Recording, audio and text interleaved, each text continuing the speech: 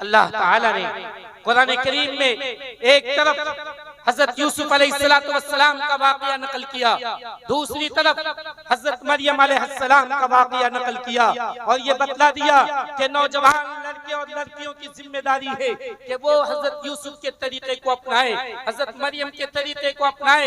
हजरत यूसुफ अलैहिस्सलाम ने जिस तरह पाक दामनी का रास्ता इख्तियार किया, हजरत मरियम ने जिस तरह पाक दामनी का रास्ता इख्तियार किया, आज के नौजवान लड़के और लड़कियों की जिम्मेदारी यही है कि वो पाक दामनी का रास्ता इख्तियार किया। इमाम याफी रहमतुल्लाह अलैह ने अत-तरगीब व तरहीब में एक वाकया नकल फरमाया है कि एक नौजवान था, उसके बदन से खुशबू आती थी, शानदार खुशबू, ऐसा लगे कि दुनिया की बेशकीमत अतर इसने अपने बदन में लगा रखी है। उससे पूछा गया कि तुम्हारे बदन से इतना अच्छा खुशबू क्यों आता है? उसने बतलाना नहीं चाहा, इसरार किया गया तो वो बतलाया। उसने क्या बतलाया? उसने बतलाया मेरा बाप ताजिर था, बिजनेसमैन था। मैं एक दिन अपने बाप की दुकान पे बैठा था, मैं खूबरू नौजवान था, खूबसूरत नौजवान था। एक बूढ़ी औरत आती है, मेरे दुकान से सामान खरीदती है, फिर मेरे अब्बा से कहती है कि इस बेटे आप अपने बेटे को मेरे साथ भेज दीजिए, मैं घर से कीमत दे दूंगी, पैसा घर में है, मैं घर से इसे पैसा दे दूंगी। वो बूढ़ी के साथ साथ मैं उसके घर चला जाता हूँ। मैं जब घर में दाखिल होता हूँ तो देखता हूँ कि एक खूबसूरत कमरा है, उस खूबसूरत कमरे में मैं दाखिल होता हूँ। जब अंदर दाखिल होता हूँ एक शानदार मसहरी लगी है, उसमें एक शानदार दोशीज़ा खूबसूरत लड़की बैठी हुई है। मैं जैसे अंदर दाखिल हुआ वो दोशीज़ा उठकर खड़ी होती है, आकर हमारे गले को पकड़ लेती है, अपनी तरफ खींचती है और ये कहती है कि आओ मेरे साथ रहो। वो गुनाह की दावत देती है, मुंह काला करने की दावत देती है। मैं परेशान हो जाता हूँ कि मैं तो पैसे लेने आया था, लेकिन यहाँ तो कोई और आफत मेरे गले पड़ी है। आखिर में मैं परेशान होकर मेरे दिमाग में एक तदबीर आती है। मैं अचानक ये कहता हूँ कि मुझे बैतुल खला जाना है,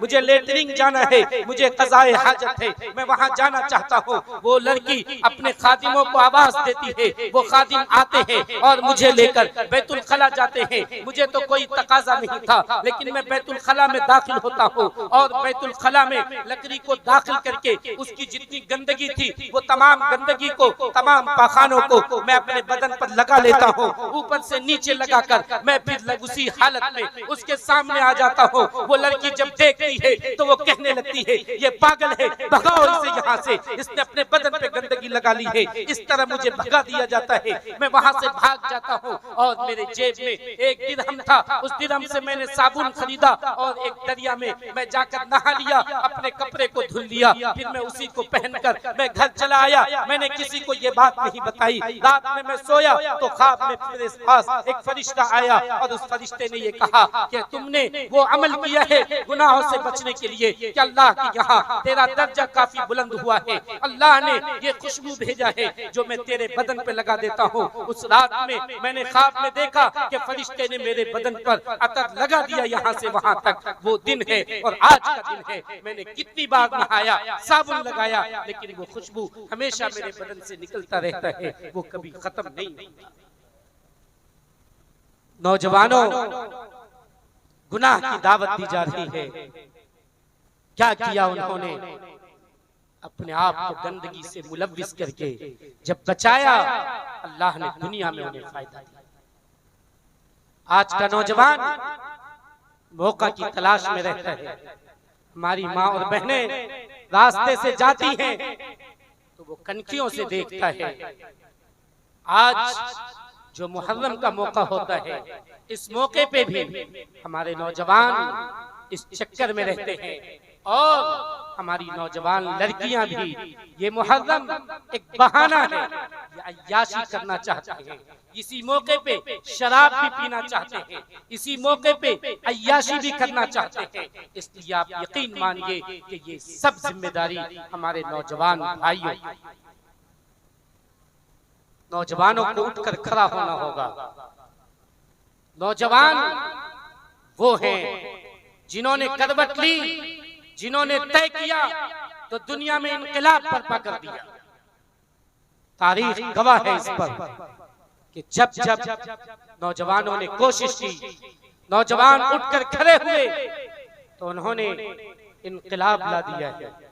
दूर न जाइए, खुद मोहम्मद बिन कासिम 17 साल के नौजवान थे।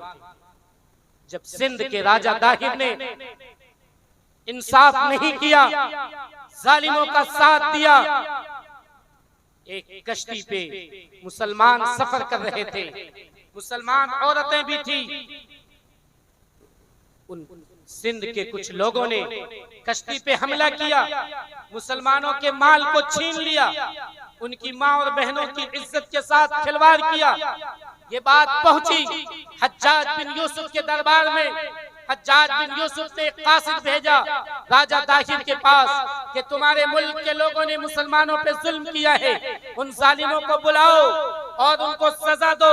अगर तुम सजा नहीं दोगे तो बदला हम लेंगे।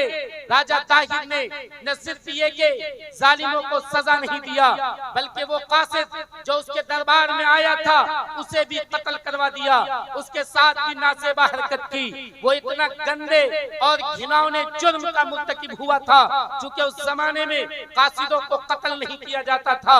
उसने कासिदों को कत्ल कर दिया और जालिमों को उसके जुल्म का बदला नहीं दिया।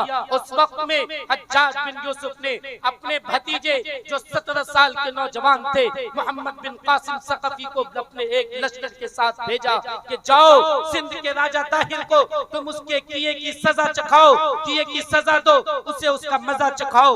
वो